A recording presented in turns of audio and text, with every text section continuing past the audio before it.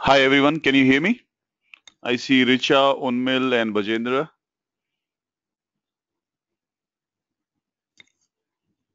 If, if you can hear me, just let me know on the chat, or you can speak also. I have unmuted you. Hi guys. Yes, can hear you. Okay, thank you, Richa. Vijendra also says yes. Unmil, Yes, can you hear me? Okay. yes, I can hear you. Okay, great. So maybe just wait for another couple of minutes because we are a bit early. So in just about couple of minutes or 3 minutes time, we will start the show. And some of the other folks who are joining, we'll wait for them.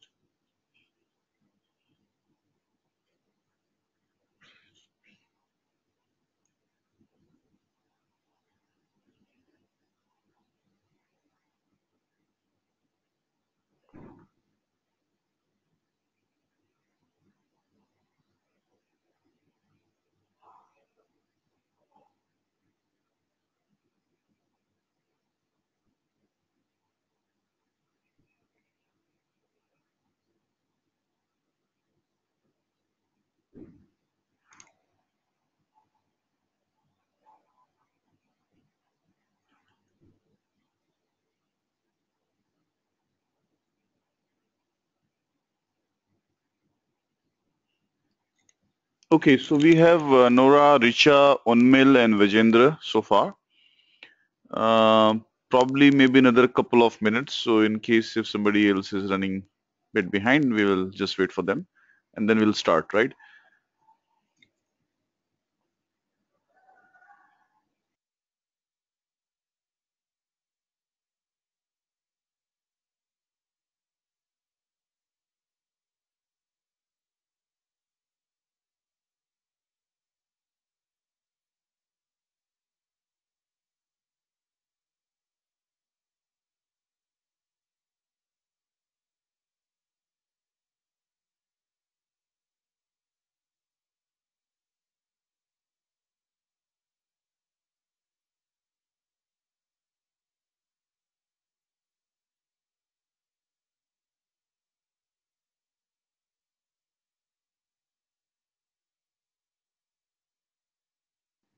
Okay, so I think in the interest of time, let's get started. So welcome everyone. And what we'll be talking today is the text mining and sentiment analysis using R. Now, some of these codes may look really scary, but just be with me, and you don't have to necessarily do anything with the majority of the lines. Only few lines will be what you'll be changing, right? And you will be able to create a word cloud and do the sentiment analysis on any sort of text data that you have, right? But before we begin, I mean, have you guys heard about the sentiment analysis, word cloud, text mining, and what is the context you have? So if you can just send me your thoughts by chat, by IM, in terms of what is the current understanding that you have. Have you seen it? Have you worked on it? What do you think about that? And so on and so forth.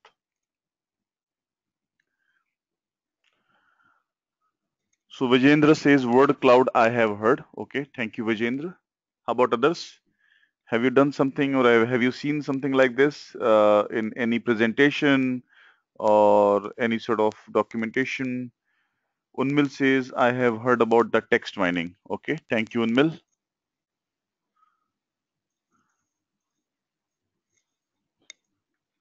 Let me know others. I mean, if you have heard or if you have done some work in your opportunities and I mean your job, so that will be great as well. Okay, so fine. So guys, today's session, since it's reliant on R, and I gave some view to all of you last time when we met. So what we'll be doing is basically try to install the R software on your system, and then we'll be spending time in terms of walking you through how the code works and what are the changes you have to make and how do you really interpret the output that comes out, right? So have all of you gotten the email from Amit, which basically gives a very high level view of how to get the R software downloaded on your system?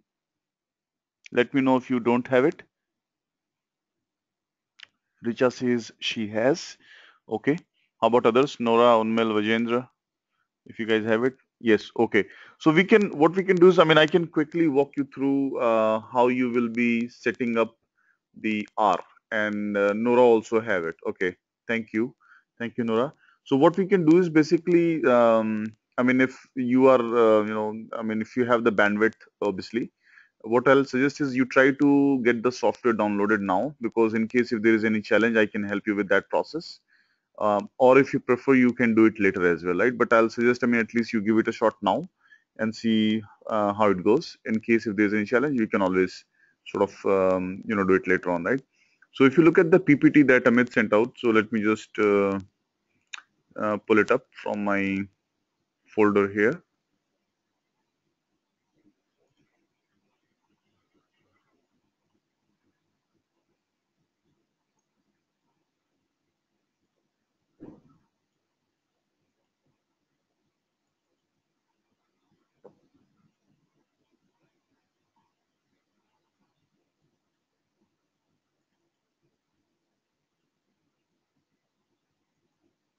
So it says how to get R installed, and we will be following the step-by-step directions there on how to get it. So the site where we have to go is r.cran-project.org, right? Or you can simply go on the Google. So let me just open up my Chrome, and I will go on the Chrome.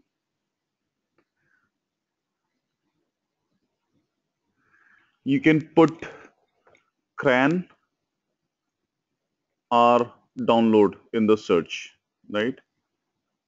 So let me know how many of you are trying to download so that I can accordingly pace it up. Are you trying to download, or you will do it later on? Just let me know very quickly.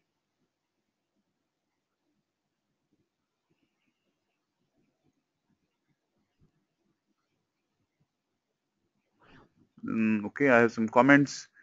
So Vijendra says, I have downloaded and installing it. Okay, thank you, Vijendra. How about others? Are you trying to download now, or you are just sort of going through it and you will do it later on? Richa says, I have. You have already downloaded, Richa?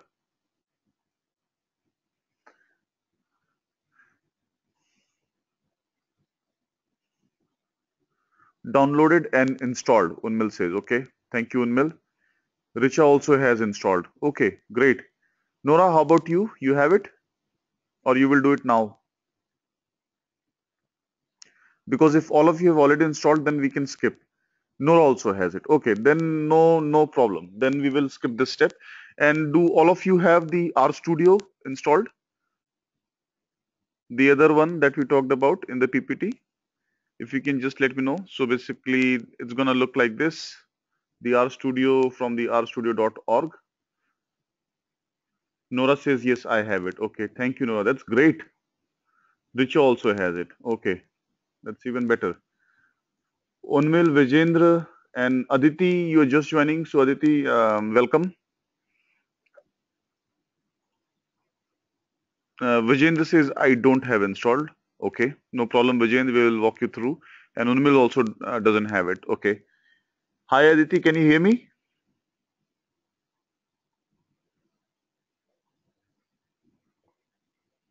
I think she might be having some technical. Okay, there she goes. Okay. Yeah. Aditi, welcome. And what we are talking about here is the sentiment analysis, the text mining, the word cloud, and how do you actually glean the information from the text data, right? And that text data can be coming in from variety of different sources. So I was just walking the team through in terms of how do you get the software installed where you will be doing this analysis, and I have already sort of like summarized all the codes and everything. You just need to change couple of parameters and you will be able to do your own text exercise or the data analytics on the text data, right?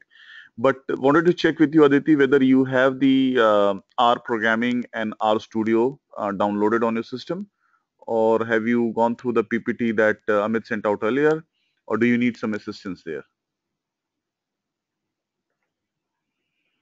Okay, Aditi says I'm in the process of downloading. It's taking time. No problem, Aditi. I think you can go through it. So I think most of the folks have already downloaded R. Some of you have not downloaded R Studio. So the process there is very simple. So instead of talking about the R download, let me just go to R Studio, right? So let's just go to R Studio or type R Studio in the search box, right? And it will directly take you to the rstudio.com. What RStudio is basically, it's an integrated development environment, right? And what it means is that it makes your life easier. So you don't need to be a hardcore programmer to work with the software. It's going to be very Windows-like environment where you can actually do a lot of things point and click, right? And we talked about that last time as well, right? So you can go to rstudio.com and you can, the moment it comes, you can actually simply click on the download button and it will be downloaded, right? And once you have R already on your system and you download the RStudio, you will be good to go in terms of using that, right? So I'm assuming since most of you guys have already taken a step forward and you have already made significant progress in that direction, you will have no challenges in downloading the RStudio and R. So for those of you who have both RStudio and R ready to go, I will send out the code right now using the same email ID that Amit has sent out the invite to, and you can actually put that code there in the system, and you can try it out with me if you want to, right? Or I can send out the code later as well, and you can do it later. But I prefer that you do it now. So there are three different codes that we'll be using, and there are a lot of things that will be required for that. So I'll just walk you through how you actually go through those pieces. But in reality, what you have to do is to just make changes in a couple of places, and you will be able to customize your data and run the analysis or anything. So you can actually use it from tomorrow if you want to in your work. If you have some text data where you are doing some analytics, it's so easy and so straightforward that you can start to use it from tomorrow, from Monday, right? I mean, if you want to. So that is what my intention is. So let me do this. Let me just go back to the email and send you guys these three codes that I'll be using today. And if you want, you can just directly open these codes in your environment, people who have downloaded, and you can do pretty much all the things there, right? So let me just save it very quickly and then send it on. Okay, and we are working with a file which is called sorry, just give me a second. We are working with a file which is called the P2P data, which is nothing but some data coming in from a local search on the P2P search provider. So I will be sending that file as well. So if you just give me a minute, I will go there and reply to all of you with all the files, and that should be pretty quick.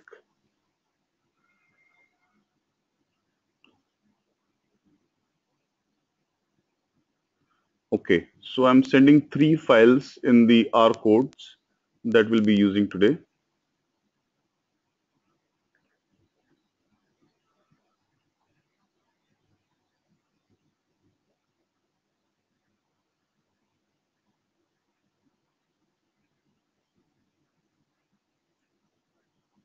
And I will be sending one Excel file as well, which will be useful for the data, right? So if you want, you can start to work with this as I'm moving through. So is it okay, guys, if I move forward and not spend time in how to download the R and RStudio? Or if you have any questions or concerns, I'll be more than happy to spend some time. So just let me know very quickly, what does the team think? I mean, shall I walk you through, or you will be able to figure it out on your own?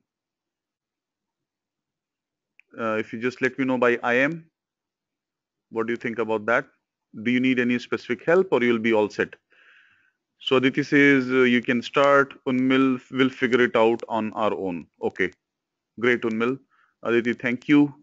So fine. So since most of you are comfortable, then I'm not going to spend time on that portion. What I will do is instead, spend time on how do you do the analysis there, right? So as I mentioned earlier, that the word cloud and the text mining is used primarily for looking at the text data, and I'm giving you a view on the right hand side of the screen. If you look at the bottom right hand side of the screen, this is something that if you, I mean, I don't know whether you have seen or not, but most likely you would have, right? Because this is getting very popular in terms of, all the unstructured data that is coming around us, and how do we really analyze that unstructured data, right?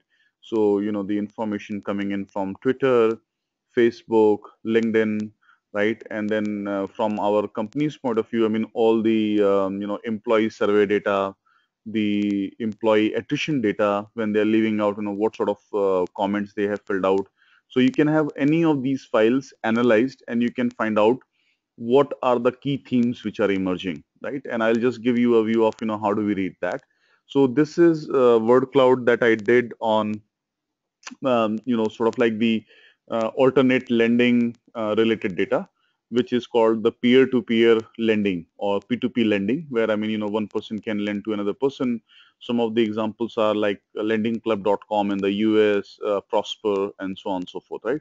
So what we have done here is we have just done some analysis on that, and we try to find out what are the keywords which are coming in, right? And the way we interpret this chart is basically you have to look at, the words, and the words which are bigger and in brighter color. So for example, crowd fund.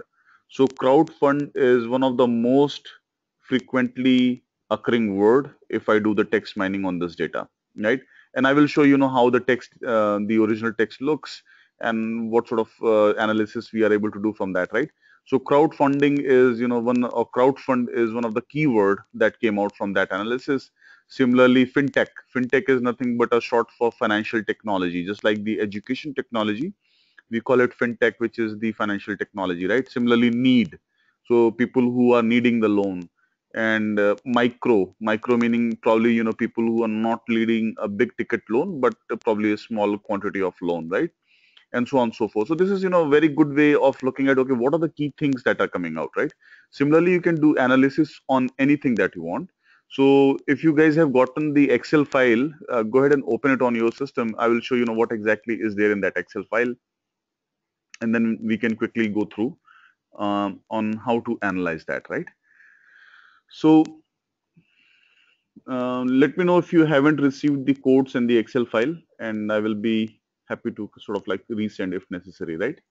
So if you look at the original data, so the original data for the text mining can come in from any place. So it doesn't matter whether you pull from Twitter or from Facebook or from LinkedIn or any other place. Okay, so Unmil says not received yet. Oh, okay. How about others? Guys, have you received the files and codes that I sent out or not yet?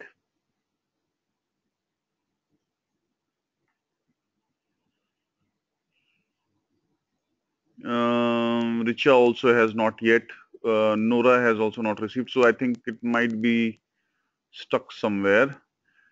Did you guys get an email from me earlier or no? I sent out an email about maybe hour and 30 minutes back. Did you get it? Did you get any email from me?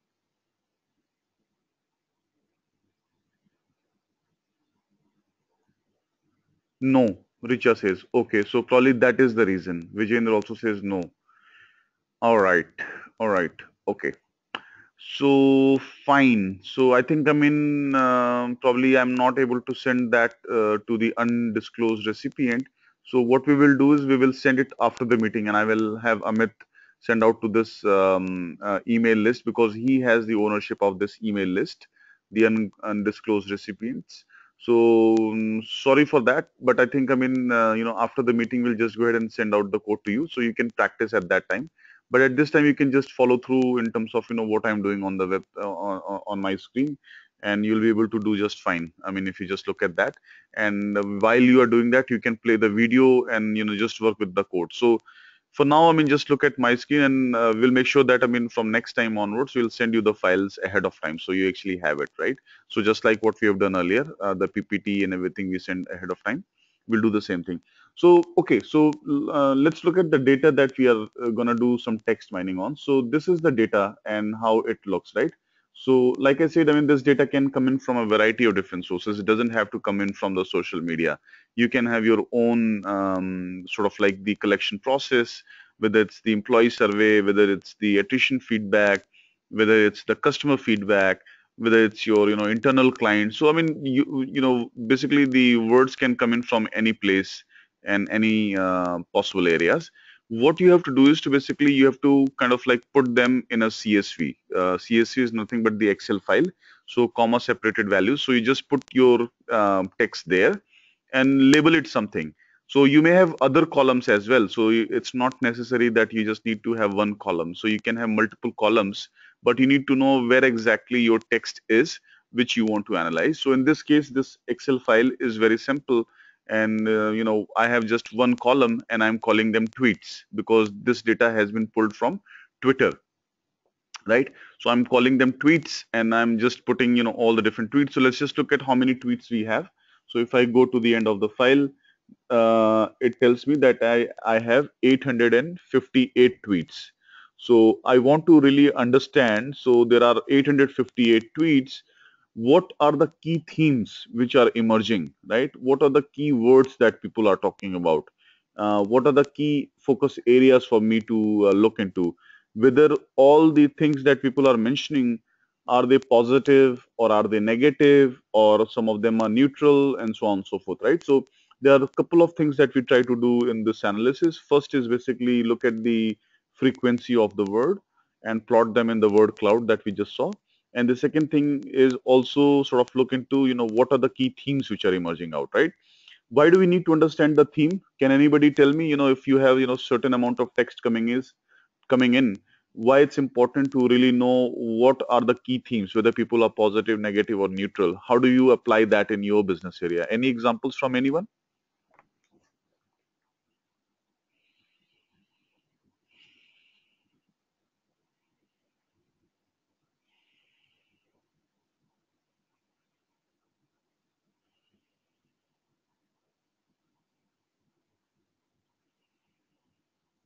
Let me know by IM, guys, if you have any thoughts on why it's important to know the sentiments of the people, how they are thinking. Have you seen some application or no? Okay, so I have some responses. Vijendra says for companies to understand how their ad campaigns are working. Yeah. So what Vijendra is saying is that, if I'm running an ad campaign, and there's a chatter on the social media, right? People are talking about those campaigns.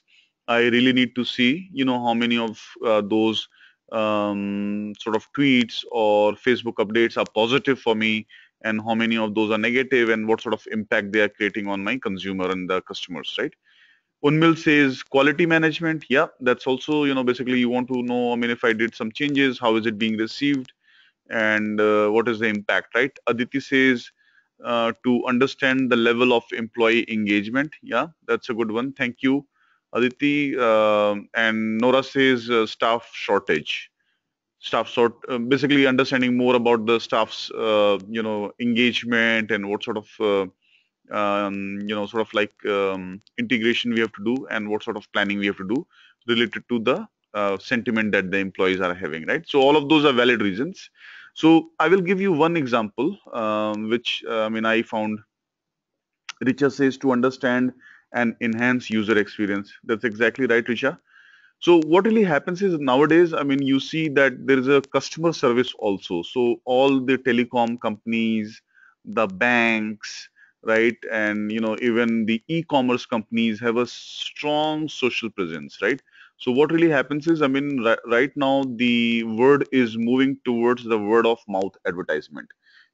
People do not trust the advertisements that they see on the TV or hear on the radio or get a direct mailer on, but they would like to see, what people who are similar to me are saying about your product. So for example, if I want to go and buy a refrigerator from, let's say, Samsung or LG, right? The first thing I would do is to go on the internet and see, what sort of ratings you have, what sort of text, people are saying about you, whether they like your product or not, and then the most, important of all, the 5-star rating. So in terms of, 5 stars, how many people recommend you, right? And you see the same thing happening on Amazon, for example. So if you go and look at a product, you will see obviously there are 5-star ratings, and you will like to read the text of the customers as well, and see, how far or how much they are actually recommending the product, right? So all of those are basically very, very important. So the companies also go on the social media and try to analyze. So let's say if I'm selling a product on Amazon, right? And I have, let's say, 150 comments on my product. Overall, I have a rating of 3.5. I really need to look into all these 150 comments together and see, okay, what are the key themes which are emerging out, right? So what are the words people are using to describe my product? So are they saying, this is a good product or this is a bad product or what it is? And what can I do in terms of, managing the expectations from the customer's viewpoint? If necessary, doing the course correction in either the product or the marketing, and how do we take it forward, right? So, I mean, you see the application of this is tremendous. And the other example which Aditi mentioned is a very good one, which is, something that people who are from the HR background, which some of you are, can start to use it from tomorrow. That, I mean, anytime you have the text data coming in and you have a lot of text data as well, you can actually simply run a quick analysis and classify them, how many of those comments are positive, how many of those comments are negative, what are the keywords which are emerging out and so on and so forth, right? So that is basically more like the motivation of, why people are doing this analysis. And and in the world that we are living in, I mean, you'll see more and more data is going to be passive data and unstructured data. So this is sort of like the unstructured data analysis that you're doing, because this is not rows and columns and things like that. This is coming in terms of, any free format. So Twitter feed can be, you can have a video link, you can have, something else, you can have, retweet. So how do you actually deal with that sort of unstructured data? So let's assume that I'm working with this data. So first thing I do is actually go in R and import the file, right? And I will first show you, if you already have the data, and then second, I will show you what if you don't have the data and you have to pull the data from Twitter. So bear with me, I will show that part as well towards the end of the discussion today. But for now, I'm assuming that I already have the data and I'm gonna move forward with this data, right? So as we discussed earlier, the first thing you do in in R is set up your working directory, right? Why is it important to set up the working directory? Anyone? If you remember the discussion that we had last time, why do I need to set up a working directory? And the command is very, very simple. So basically you say set WD and then specify the physical location where you're gonna save your data, right? So any thoughts on setting up the working directory? Okay, so the reason why we need to define the working directory is because all the charts and outputs that you're creating will be saved in that location. So I have some comments here. Unmil says well organized. Yeah, that's right, Unmil. So you will be saving all the information there. So basically what it means is that if there is any output that you are generating, that output will be stored in the location that you are specifying, right? And what you have to do is to basically just tell the physical location on your system. So if my data is being stored in a folder on the F drive, which is called the desktop and classes, I just need to tell R that please store all my information here, right? So that's all you have to do. So this is, one thing that you have to change when you are running the code, that you change this location to a location where you will be storing the data and where you're going to pull the information from, right? That's the first thing, where your data is going to come in from. Then these are the different packages which are required for doing this analysis in R, right? And what does the package do? Package is basically facilitating the analysis for you, so you don't have to write the complex algorithm yourself. So if you have these packages, you will be very easily able to run the analysis without, doing any sort of significant programming. And that is one of the key benefit of using R, that you don't need to be a programmer. You can actually do pretty much everything with simple knowledge and some common sense that you have to apply. Okay, now I'm assuming that none of you have installed any packages in R earlier, right? So guys, if you can just confirm whether you have tried to install a package in R, or this is the first time you're doing that, or you will be doing that. If you are doing it first time, then I can probably give you a little bit of a tip in terms of how you do it. If you have done it earlier, then you know how to do it, right? First time, Vijayendra, Richa, Aditi. Okay.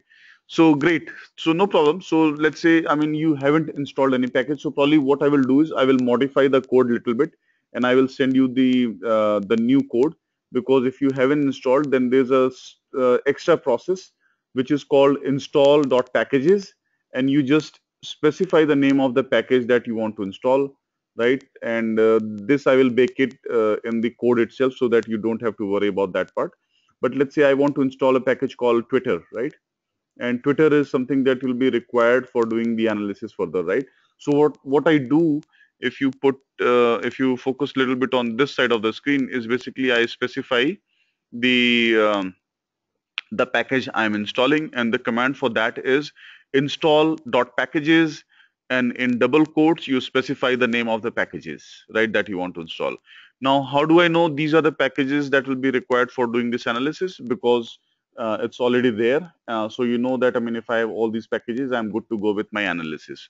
You don't have to do anything different, right? So but I will have this already added there so that you don't have to even modify the code. You can directly run the entire thing, right? So these are the packages which will be required, and package is nothing but a tool to facilitate your analysis in R, right?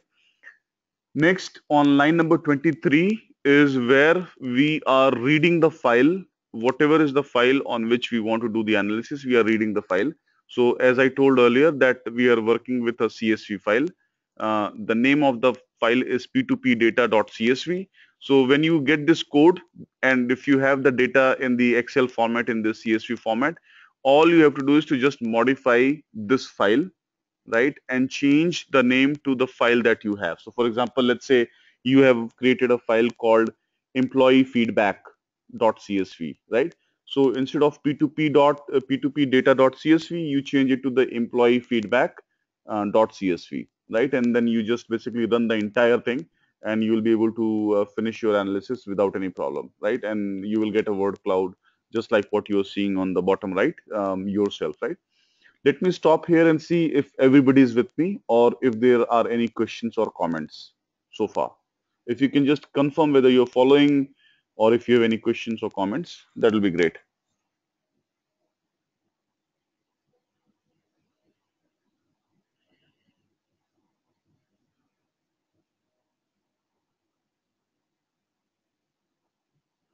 Okay, so I have some comments here. Vijendra says, I am good. Richard says, I am following so far. Okay. How about others? Let me know if there is anything that I can explain, or I mean, if it is all making sense to you so far. Nora says, yes, it's okay. Okay, fair enough.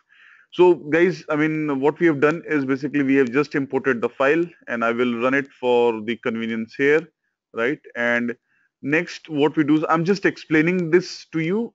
In reality, I mean, even if you don't understand, you can still do a word cloud. The more important part is understanding the output and how it's working and how do I interpret that, right? So what really happens in this step is that you will be pulling in, I mean, the data that you have already pulled in from the CSV file. You are creating a vector out of that. Vector doesn't mean anything, but just, in terms of, pulling the information from there. And then in the next step is when you are converting that information to plain text. You're converting the information into plain text so that you can do the analysis on, right? Then what we are doing, and you don't have to modify any of this. So once you have changed the file name, none of these need to be modified at all. So you'll be good to go. So I mean, if you have the code and if you have the Excel file that you want to do the analysis on, you can run it blindly by changing the Excel file location, right? So next, what we are doing here is we are removing the punctuation. What do we mean by punctuation? Anybody in English? What are the punctuations?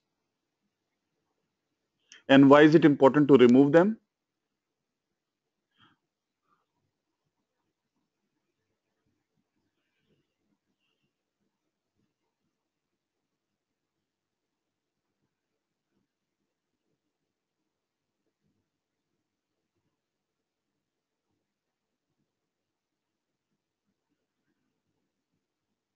So they are more like the, okay, so I have some responses. Let's see. So Vijendra says special characters as we are dealing with the word cloud. Yeah, that's right, Vijendra. So those are the, filler words which will not tell you anything about the product or about the customer experience or about their feeling and about their sentiment. So none of those will add any value because they will be A and B sort of things, right? I mean, so if you look at those words, everybody use those words and they do not mean anything. They are basically more in terms of, connecting the different keywords in English. So that's why we do not do the word cloud on those words and we remove them so that we are looking at the actual words which have the meaning to us, right? Actual words which tell something about the customer experience and so on and so forth, right?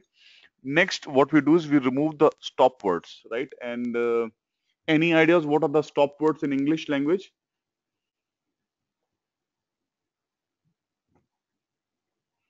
So if you don't know, what you can do is, I mean, and I'm doing that, you can watch the video later on, is basically just put the stop words and open bracket and you hit enter.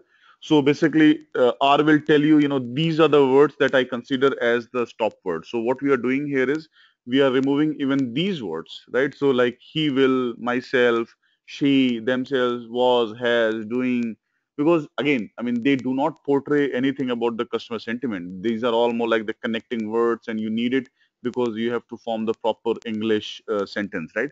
So all of these words will be removed as well. So on, then, to, below, out, further, each, such, same, right? So none of these things really tell anything about the customer experience, because what will tell more about the customer experience is I like it, great, right? So great, like, hate, those sort of things where, I mean, you see the sentiment is jumping out from the customer's viewpoint, right? So those are the words we want to retain. Rest of the words we will not necessarily look into because they are more like the filler words. They do not tell anything about the customer, right? Everybody follows me so far? Let me know very quickly why we are doing this processing of the text. And like I said earlier, I mean, you don't have to worry about the details if you don't want to. I'm just telling you so that at least you know what is happening in the code, right? So that at least you are better prepared for that. Okay, Vijendra says, yes, I am following. How about others?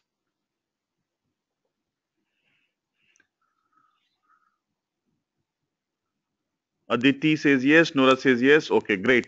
Perfect. So, okay, then what we do in this step is called the stemming. Stemming is nothing but, shortening the word. And what is stemming? What does stemming do? Is basically you will cut out the word. So, for example, I will show you one example. If I do stemming on a word running, right, and you'll see what happens. So what happened is basically running got transformed into run, right? Why it's important to stem? Because I can be using, I mean, again, I'm looking at the English language and I may be forming different sentences, but I'm telling the thing about the same word. So I ran, I will be running, he runs. So all of those things actually are just talking about one word. So rather than saying, running is a different word, ran is a different word, runs is a different word, I will just combine all of them together and just look at one word, which is basically the parent word, and the parent word here is run, right? Similarly, if you put runs, right, it will be again converted into run. So that is the benefit of stemming. So what it does is basically it cleans up your data. So you're looking at the actual keywords and not necessarily getting confounded in terms of all the different derivations of the word. And that may not necessarily tell you something which is meaningfully different from the original parent word. So are people clear in terms of the pre-processing of the data so far? Just let me know. Please confirm if you are okay or if you have any questions. Feel free to ask any question, guys. I mean, there's no bad question, or you should not be feeling shy that I'm asking a very basic question or whatever. It doesn't matter. So I mean, if you have a question, you just ask me and I'll be more than happy to answer that. In fact, I will be looking forward to more questions from you guys if you have. Okay, Vijendra has a question. He asks, does the R understand all the stem words, not just run, or do we define the words? Vijendra, great question. R understands all the words. So for example, I mean, give me any other word, Vijendra, if you want to do a stemming on. Any word that comes to your mind that you want to do the stemming on. So for example, I did the running. Now let me do walking, right? So it got converted to walk. Okay, so Vijendra says try out working. Of course, we can do that.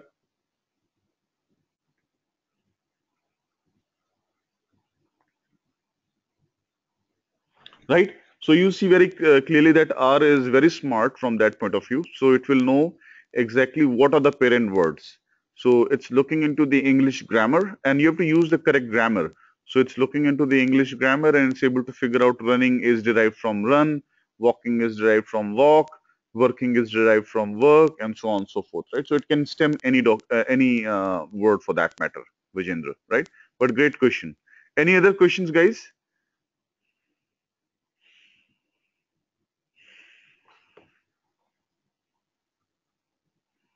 Good so far. Richa says okay, perfect, cool. So now this is the portion that I'm highlighting. This is where your word cloud is getting generated, and I will explain the syntax very briefly. Again, this is something that if you don't want to go through, you don't have to go through. The change that we talked about, that you have to change the Excel file if you want to use it from tomorrow in your work. You just need to know where to change the Excel file, and if you have any questions, write a note to me. I'll be more than happy to sort of create the first word cloud on your specific data. So if you have a data from any of the things that you work on, and you want to do a quick analysis on the sentiment and word cloud, I'll be more than happy to sort of give that analysis to you, at least for the first time, so that you know how to do it, right? So then we are doing the word cloud, and here we are just basically in this process we are selecting the color that we want to have. So you are basically, pal is a short for the palette. So just like an artist has a color palette from which the artist will be choosing what colors I want to put on a canvas. Similarly, you are saying what sort of colors I want to have in my word cloud, and there are n number of different ways you can do a word cloud on, right? So people can do word cloud on even Abraham Lincoln's face, and you can do a word cloud on a whale, on a elephant. So I mean, you can upload the image, and you can have any sort of word cloud. So for example, you can have a word cloud on your company's logo, and you can plot the words on the company's logo. You can just have that image uploaded there, and you can do all of that, right? But I'm keeping it simple. I'm keeping a rectangular array. So that's why you see I have two things here. I'm talking about the width being 1000 and height being 1000. So all I'm doing is basically I am just saying that create a word cloud with 1000 pixels of width and 1000 pixels of height, right? And then I'm specifying the data on which the word cloud is being created, and that is the data that we have started with. Minimum frequency says at least the words have to be occurring 3 times in my text summary that I have. If let's say there is a word which occurs only 2 times, I do not want to plot that word in the word cloud, right? Why do you think, I mean, we need to have a minimum, guys? I mean, why do you think we need to specify at least some minimum number of frequency for the words to be plotted? Any ideas or any thoughts?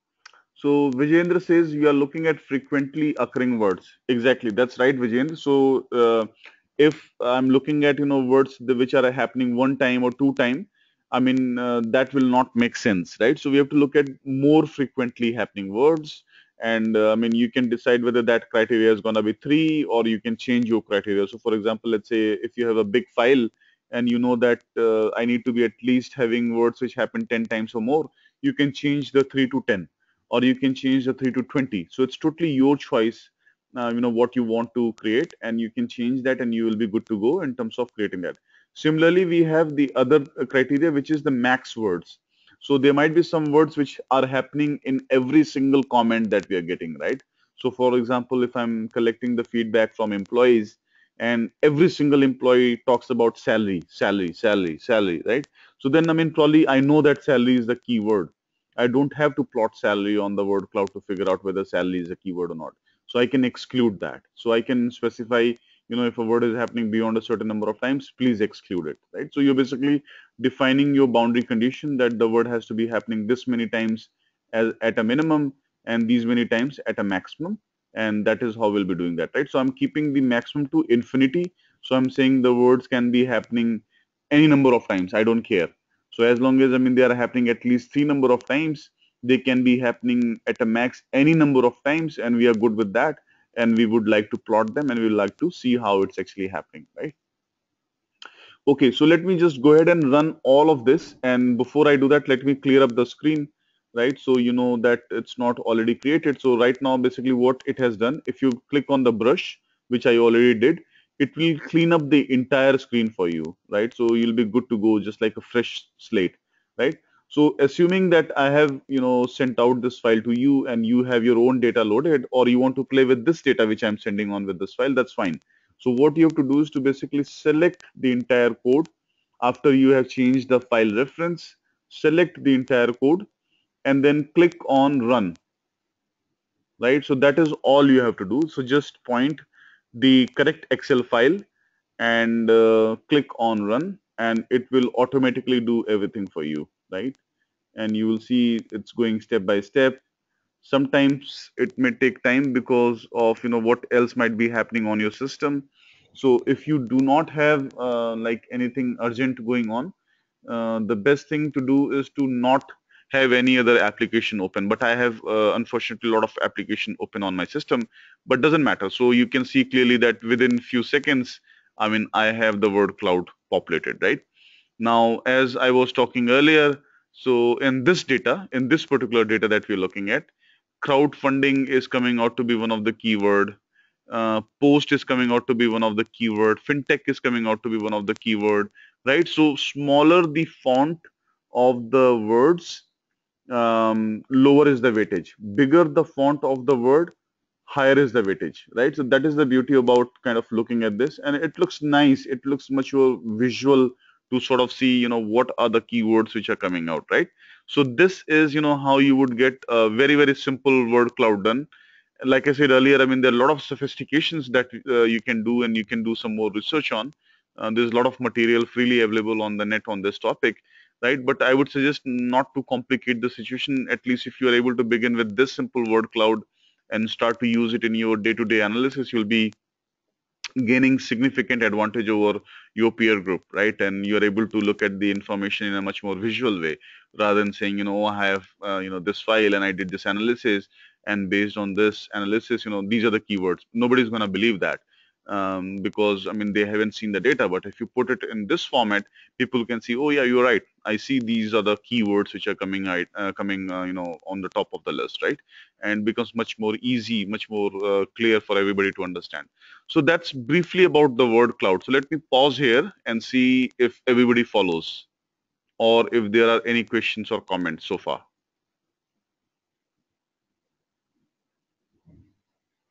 Okay.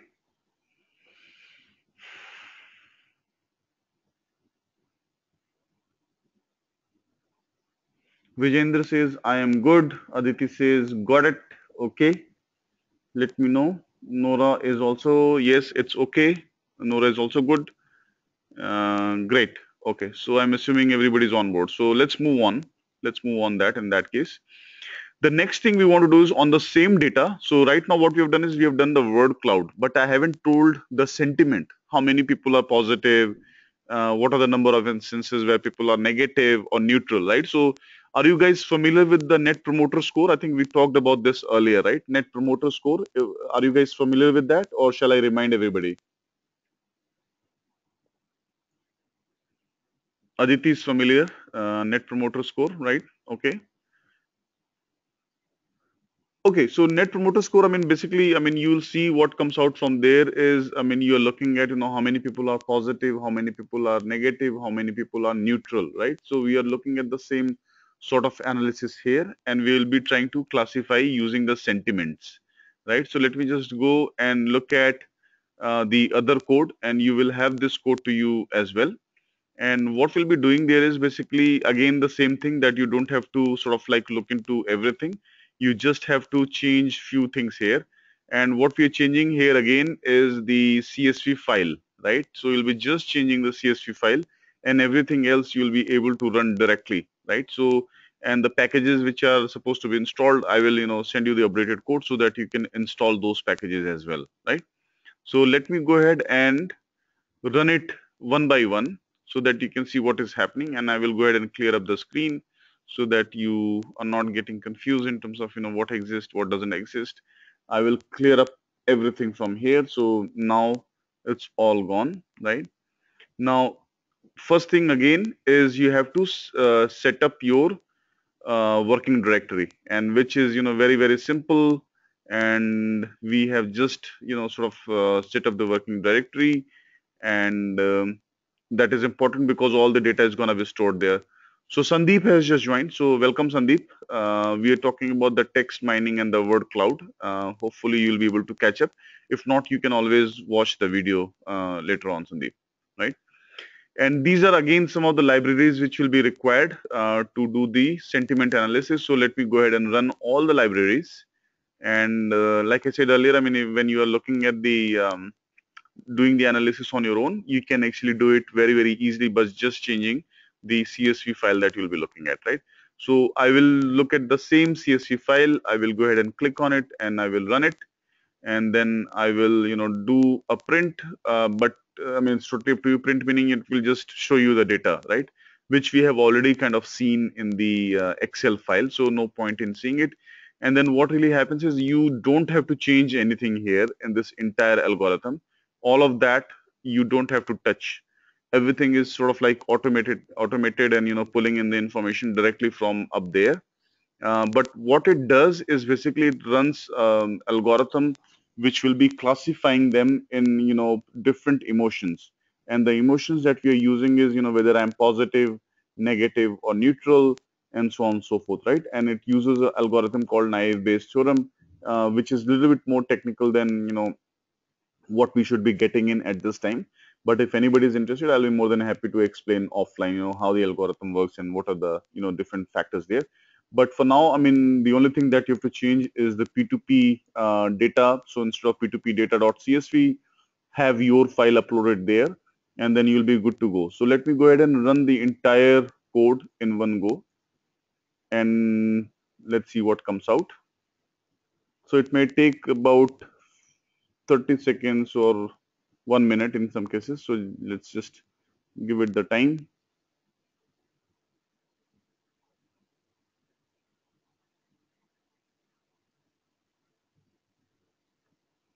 And by the way, while you are waiting for this, I mean, the when you're working in R and you see this stop sign, this stop sign means that the code is getting processed or code is working on it. So at this time, you do not sort of like try to do anything else because R is already trying to do something, right? So you just let it finish what it's doing, and then you can sort of like move forward. So this is the red stop sign that you see right over here where I'm moving my mouse. So pay attention to that. So if it is red, that means it's doing something in the background, and you should not change anything. So, and as it is processing the information, you can see the text is moving on the bottom left, and that will tell you, yeah, there is something happening, right? So in most cases, you will see that the text will continuously flutter, and it will be getting updated in terms of the information that is coming out. So which is a good thing, right? So again, it moved a little bit and then it's doing something else. And then finally, I have the plots that I was trying to get to, right? So look, so on the bottom right of the screen, you see that based on that algorithm and the text that I provided, I was able to run analysis on, what sort of sentiments people are having. So a large majority of the tweets or the large majority of the comments in this case 600 plus. So basically, if you look at the chart, 600 plus people are positive in their sentiment, what they're talking about, the P2P data and in this particular case. So 600 plus tweets are positive, 200 tweets are sort of like negative, right? And then, around, 50 odd or less than 50 odd tweets are neutral, right? So this gives you sort of like the NPS sort of terminology where, how many people are positive, how many people are negative, how many people are neutral, right? So this is more in terms of, how do I know what is the sentiment out there, right? So this is very, very important in terms of just getting a sense of direction in terms of, how customers or my employees or my clients are thinking about this, right? So let me pause here and see if everybody is okay so far, or if anybody has any questions. Yeah.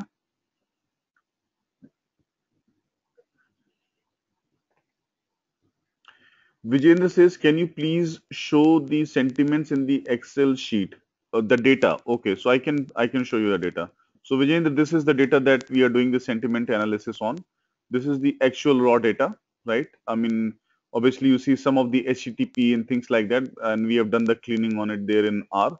But looking at that, you can see how it's able to kind of like classify the sentiments, right? So this is a huge list.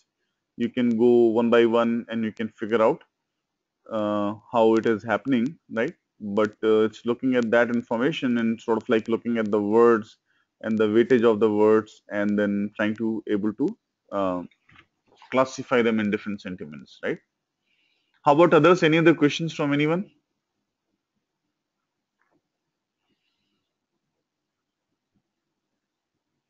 Okay. So if not, then let's look at the other output it has also generated. So when we did the sentiment and sentiment analysis, it generates a couple of different outputs. So if you have to move to the previous chart, you click on the arrow button and you go to the chart which is basically more in terms of the emotion. So remember, we are saying we will be able to get everything from the text. So we got the frequency of the text in terms of the word cloud that we just finished. How many words are happening? What is the frequency? What is the most occurring word, and so on and so forth. Then we looked into the sentiment, whether people are positive or negative or neutral. And in the last one, what we are doing is what is the emotion, right? So human emotion. So whether people are feeling, joy or sadness or surprise or anger, fear and disgust, right? So those are the typical emotions that we will be sort of like looking into, and we are trying to plot the data in.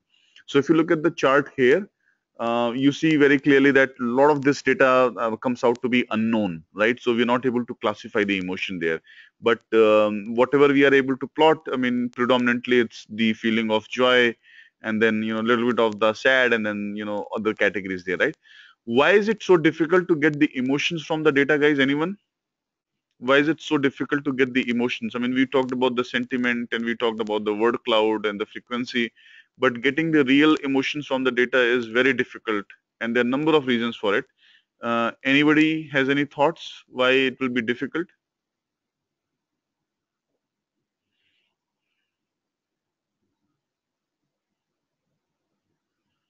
Okay, I have some comments. Let's see. Machine cannot understand emotion, Vijayendra says, which is exactly right. So a lot of times, we say things. A lot of times, we can be following a sarcasm, right? And we can be saying things which we don't mean, but the intention will be very, very different, right?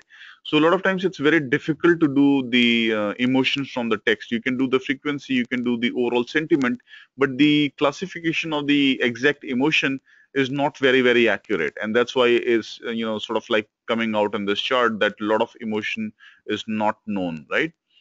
Aditi says emotions are feelings and cannot be classified as data. That's exactly right, Aditi. So that's why, I mean, if you guys have heard the term called rich media text analytics, rich media analytics, right? Not text analysis, but rich media analytics, right? So what are the rich media that we're talking about? The rich media are the videos. The rich media are the call center logs. So when a customer calls in, so let's say I'm a customer of a telecom company. Let's say I'm customer of Vodafone, right? When I'm calling it to Vodafone, and they are recording my discussion with the call center representative or the executive, right? So when they do the analysis on my exact words and how I am saying that, what I am saying, right? You will get the emotions very, very clearly, whether I'm angry or I'm happy or I'm sort of like indifferent or surprised and so on and so forth, right? So that becomes much easier if you're looking into the rich media analytics, but the text is not necessarily going to do that. So that's why you see suddenly a lot of companies are focusing on the video analytics, the voice analytics, right? And the customer service representative call logs and so on and so forth, because they want to really understand what my customers are feeling about me. Are they happy or are they sad? Are they having some thoughts and so on and so forth, right? So all of that will be coming in from that point of view, right? So that's briefly about the sentiment analysis, the emotions analysis, and the word cloud that we can do on the text mining data, right? Now, let me just stop here and see if anybody has any questions or comments, anything that I can clarify, or are people clear?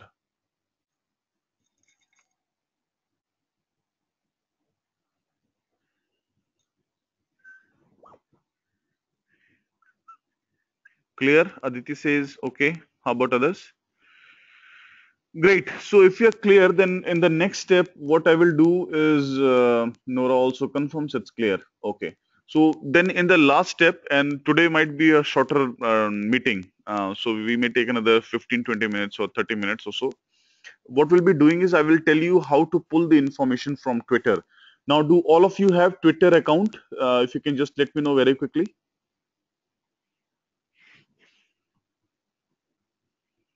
Vijayendra has Twitter account. Okay. Sandeep also has Twitter. Okay. Okay, so in case if you don't have, Aditi also have Twitter. So in case if you don't have Twitter and you want to pull some information from Twitter, you will have to first create an account. And once you have the account, then only you can pull the information, right? And there is a website which you have to go to sort of get some information. So I'll take you to that website. It's basically developer.twitter.com, if I remember correctly. Let's see if it works or not.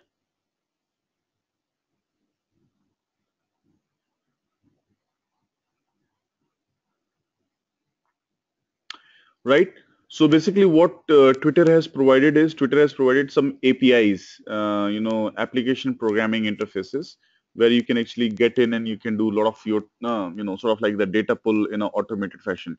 So you have to go to dev.twitter.com, and then on this top right hand side, you see sign in. You have to sign in with your account, and then you will be taken to a particular location where you will be getting some. Let me just in fact show you guys. So if I sign in with my account, right, I will show you know what we have here.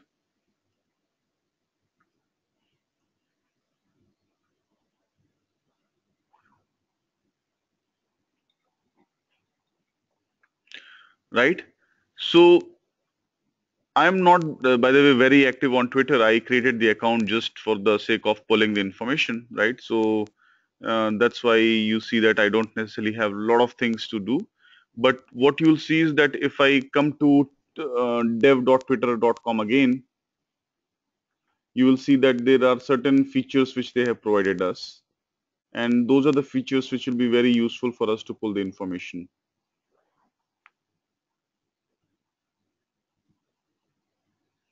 You have to click into,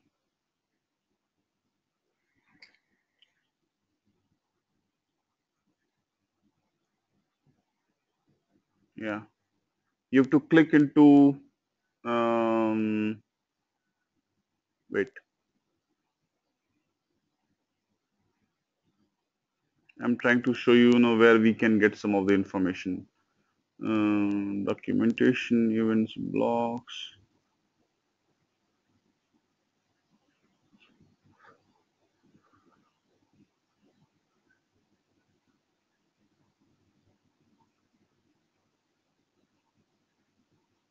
Manage your apps. Okay, so for example, here I have created one app called Ratnakar, right? So in my name, I have created one app, and you can just very easily go back and create something for yourself. And what it does is basically it will give you a bunch of application settings, right? So for example, they have given me a consumer key and the request token and so on and so forth. That is what is required for you to pull the information from Twitter. Once you have this created on the dev.twitter.com, you can come back to R and you can follow this code that we're talking about on how to pull the information, right? So it's very, very automated. You can pull information on anything from Twitter. So doesn't matter what you want to pull on. I mean, you can do very, very easily on any topic that you want to pull the information directly from Twitter, and you can start to analyze that, right? So again, just like what we have done earlier, we will be setting up the working directory. These are the packages which will be required for pulling the information from Twitter. And then over here, the portion that I'm highlighting, this is where you have to put your credentials. So your consumer key, your consumer secret, the access token, the access secret, and so on and so forth. So you have to put your information, because using this information, R will directly establish the connection with Twitter and pull the information directly from Twitter, and then you will be able to get the data analyzed there, right?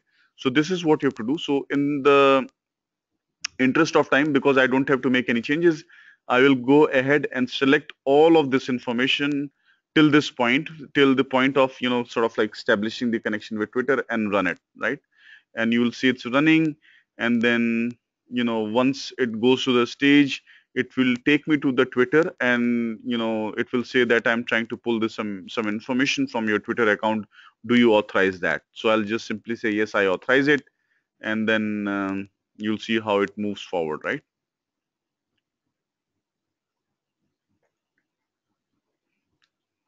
Okay, so automatically it has opened the website, Twitter website, from which, so it's asking me whether I authorize this app to access my Twitter account.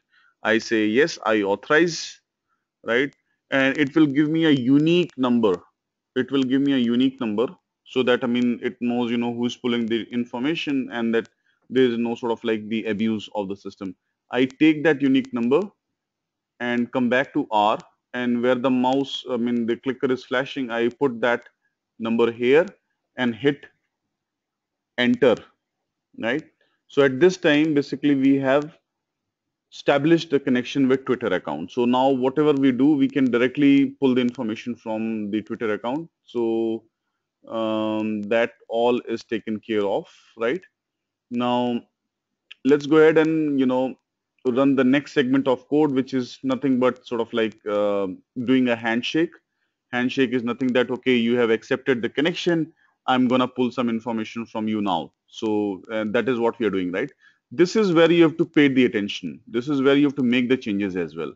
So whatever you are searching on, you have to specify in this column right here, or in this area right here, where I have highlighted.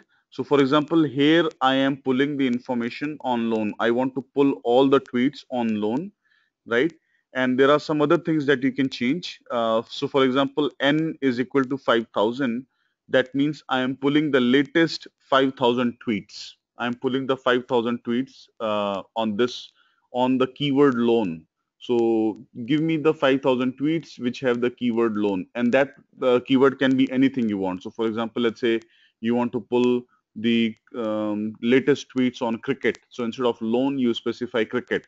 Or if you want to pull the latest tweets on, let's say, badminton, you can go ahead and change that to badminton, right? Or you can say, I want to pull the latest tweet on, some event, right? Or whatever, I mean. So you can change anything. So just like you do Google search, you specify your search criteria here, you specify how many latest tweets you want.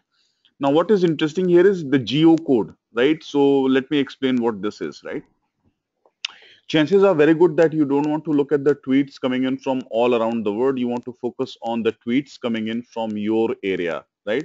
So in this case, what I've done is I've, sort of like giving the latitude and longitude. So these are the lat long of the geocode on which you want to pull the information. In this case, I want to pull the information from Bangalore area, right? So what I'm saying is, the lat long, or the latitude and longitude for the Bangalore are this. So 12.9667 is the lat, 77.5667 is the long, right? So you can get this information for any city from Google, the lat long, and you specify that. And then I'm giving a radius. So I'm saying, within the radius of 5,000 miles from that lat long, pull all the tweets which have the loans as the keyword, right? And then what I'm specifying is basically the timeline. So I'm saying, give me the tweets which are, originated post January 1st of 2015. So don't give me very old tweets, and you can change any of these filters. You can change any of this criteria that you want to pull on, right? So I'm saying, give me the tweets on, 2015 January onwards, and the language I want to pull the tweets in English. EN stands for English. You can pull in Hindi, for example, or you can pull in Arabic, or you can pull in German or French, or Spanish, whatever language you want. I mean, you can go ahead and pull if Twitter is able to support that language, right? So these are the changes that we make, and then we see, okay, run, right? So in this case, I'm pulling the tweet on, I'm keeping it very simple. So let me just say I want to pull, and I will do one right in front of you. So let's say I'm going to pull tweet on IPL. So people who are from India, they will be aware of Indian Premier League. So I want to pull, how many I want to pull the information on Indian Premier League, which is IPL, and for the sake of faster execution, I'm gonna say just give me 500 tweets, and give me tweets starting in 2016 January, right, and give me them in English language. So I click and run, and you'll see it will take some time, and it will come back and give you the information. So you will be able to see. A lot of times what happens is, I mean, even though you have asked for 500 tweets, it may not necessarily have 500 tweets matching that criteria. So it will come back and say, I couldn't find 500, but I was able to find these 40 or 50 tweets. So this is what I'm serving you, right? So that is just for your information, but which is as good as, sort of like a Google search. If you search for certain things, I mean, you may not necessarily have a lot of information available, right? So in this case, it came back, and I'm just gonna find out how many tweets it has given me. So it has given me 500 tweets, right? So let me go ahead and plot, I mean, or find out these 500 tweets. So basically, it was able to pull the exact number of tweets that I was requiring, and it has given me the 500 latest tweets, and I will go ahead and sort of like take a look at it, right? So I just need to convert that into a more manageable data, which is what we are doing in this particular step. So again, this is something that you guys don't have to worry about in terms of technical details, unless you want to get in that and you want to start playing with this, because some of you do have the technical background, others don't. So I'm just keeping it sort of like, at a higher level. You can play with this, and you can see, how you are able to sort of like digest that, right? So here you go. So it has opened up the latest tweets on IPL. In wherever the word IPL is happening, it has, sort of given you all those things, and it will have bunch of information. So it will have, when exactly the tweets were originated, who said, what is their screen name. So basically, you're pulling the information from the public domain. Whatever is the information available on the public domain, you are able to directly pull the information out from there, and then you are able to use this information to sort of know, what is it that is happening on a particular topic, right? So people are talking about the Dhoni and Duplay, and InfoCity Premier League. Somebody's saying, people are talking about the ICC over T20.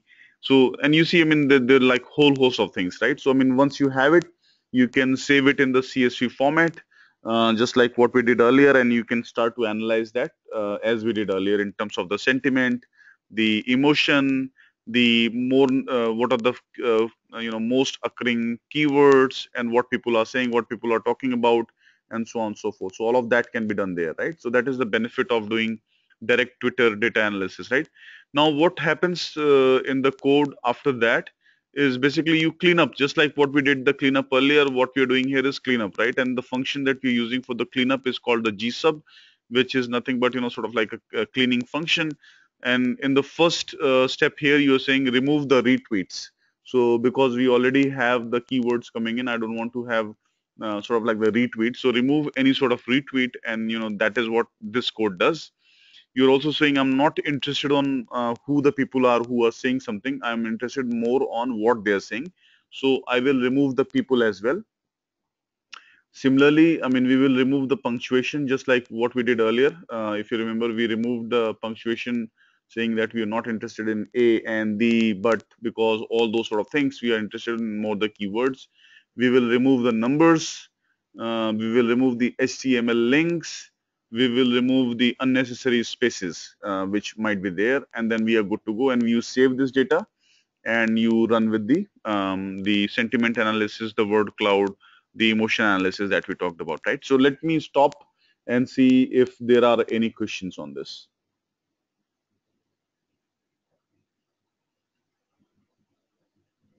How to pull the information from Twitter? Yeah.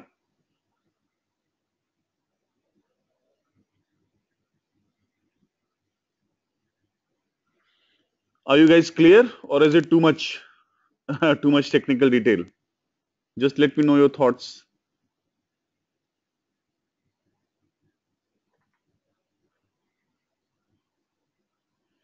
It's clear. Nora says okay. Vijendra says clear. How about others?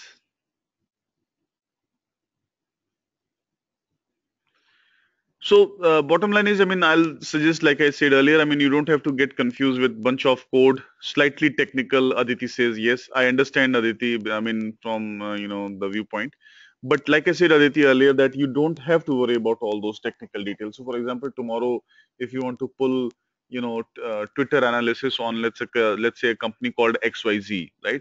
Like I told earlier, you don't have to worry about any of these things. What you have to worry about is basically changing the search criteria here. So let's say you want to pull, what are employees saying about my company, and my company is XYZ, right? You can just go ahead and put XYZ here, and you can pull the code, and you can actually pull the code from the city you're operating from. So for example, if I'm operating from Mumbai, I'll just put the lat long of Mumbai, and I will be able to pull the information for that XYZ company, right? And it gives you a very good handle on, what is happening on the social media, whether people are saying, good things about me or bad things about me, or what sort of sentiments people have about me, right? So all of this information can be very readily populated if you have that. Like I said, I mean, this is sort of like a little bit technical in terms of the coding, but you don't worry about, I mean, you don't have to worry about all the technical pieces. You just have to make sure what are the changes you have to make, where those changes will go. And I will modify the code, and I will say what areas you have to change. And that way, I mean, what I want to really see is that you guys use it in your work, in your day-to-day work, and that is where you'll see the value coming out, right? So Aditi says, can it be applied for Glassdoor also apart from Twitter? I'm sure, Aditi. I mean, all these companies have the APIs, so probably I can give it a shot in terms of pulling the information from Glassdoor. Or if you don't directly pull from Glassdoor, if you are able to get a dump from them, so if you have, let's say, some sort of tie-up where they can share the information with you, you just take that dump and put that in the Excel file, just as what we did for the P2P, and then you start to analyze that, right?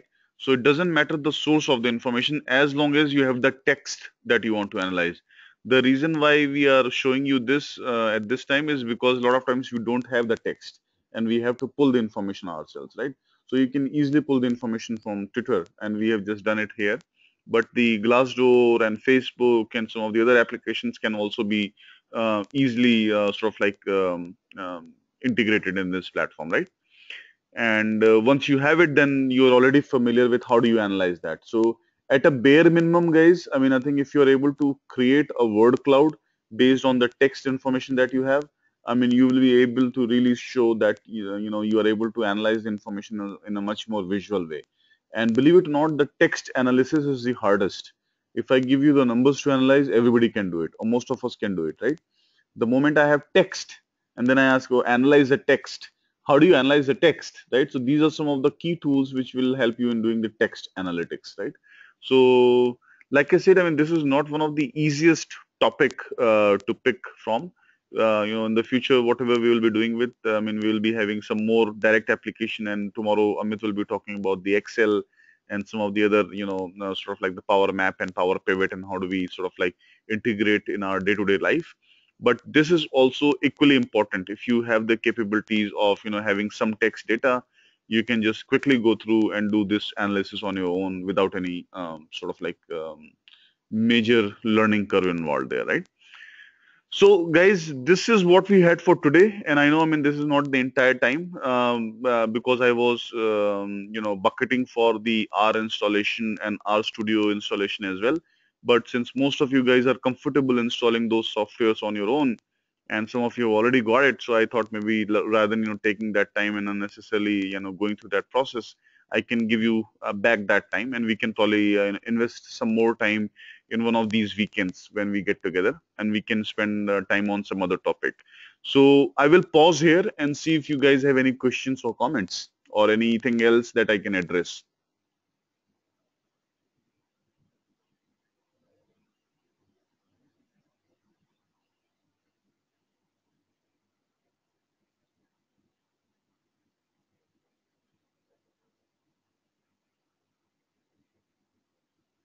Okay, anyone? What do you think? Do you think you can use it directly in your work? Anybody? Or any ideas on how else we can do it? So Nora says, thank you. Thanks, Nora. It was great. Good to go. We'll try doing once the tool gets downloaded. Okay. Thank you, Aditi. That's good. But I think it's very, very easy. So if you understood the concept, I mean, you just have to change a couple of things in a couple of places and you will be good to use this. And if you need any guidance from me, I'll be more than happy to, sort of explain that on the phone. If you have data that you want to analyze, send me that data and I will be able to walk you through on how we are doing that so that you can actually do it on your own. So Aditi says, yes, we'll try to go through the work data. Yeah, if you have some work data, Aditi, I mean, great. I mean, you can share that and I will be able to do some analytics for you that you can use in your work. And more importantly, I will show you know how to do it on your own so that next time onwards, you can do this analysis on your own, which will be great because there's nothing like when you learn something and you can apply in your work from next day. I mean, that gives me the most satisfaction that you will be able to do something about that, right? And this is one of the tool which looks complicated, but when it comes out, it's very, very intuitive, very, very helpful for all your stakeholders and audience, right? Okay. If nothing else, guys, I will give you back this additional time today. So we have spent hour and 20 minutes. We started right at the 7 o'clock. And probably in the next Saturday's lecture, we will have some more time allocated. But today's lecture was slightly more, sort of like in one area. So we are actually wrapping it up now.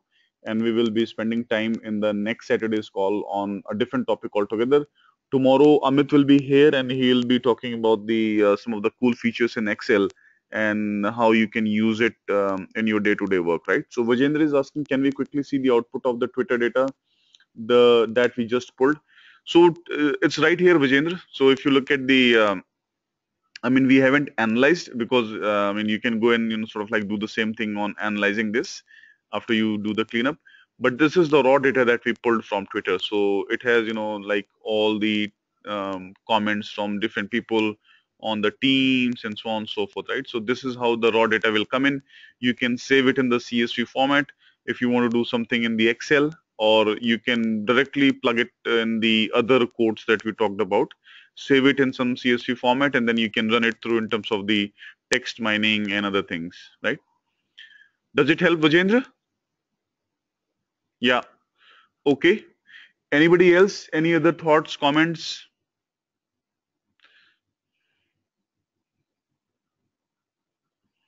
Okay, so if nothing else, then we close out today's session and we'll look forward to seeing you tomorrow in discussion for Excel in Power Pivot, Power Map, and some of the other cool functionalities that you can use on a day-to-day basis, right? Thank you so much, guys, and have a wonderful weekend. Talk to you soon. Thank you all.